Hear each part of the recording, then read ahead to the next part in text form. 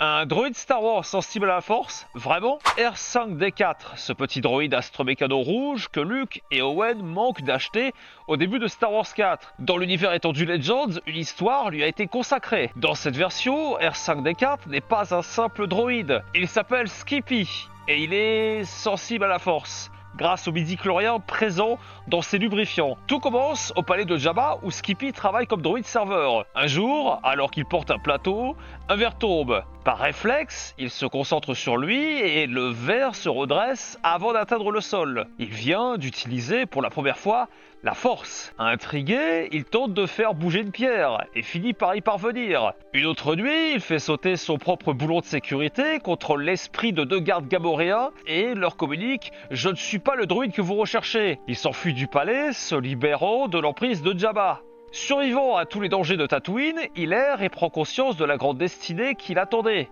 Mais s'il mourrait là, il ne pourrait l'accomplir. Alors, il se laisse volontairement capturer par des Jawas qui passent par là. C'est là qu'il rencontre R2D2 et C3PO. Très vite, il sent que la force essaye de se manifester, mais Skippy n'arrive pas à en saisir le sens. La caravane dans laquelle voyage Skippy croise deux fermiers, Luke et son oncle Owen, voulant acheter deux droïdes. À la vue de Luke, Skippy reconnaît immédiatement un être exceptionnel. Il décide alors d'influencer l'esprit d'Owen pour qu'il pense « Je suis le droïde que vous recherchez ». Mais alors, Skippy comprend l'ampleur de son erreur. Il voit dans une terrible vision de force que s'il part avec Luke, R2 ne pourra pas livrer son message à Obi-Wan. La rébellion serait détruite. Obi-Wan mourrait de désespoir dans sa grotte. Luke vieillirait sur Tatooine comme fermier d'humidité. Et l'Empire régnerait à jamais. Dans un ultime acte de sacrifice, il canalise la force en lui-même, se fait sauter les circuits et manipule C3PO pour qu'il suggère à Luke d'acheter R2D2 à la place d'un Skippy défectueux.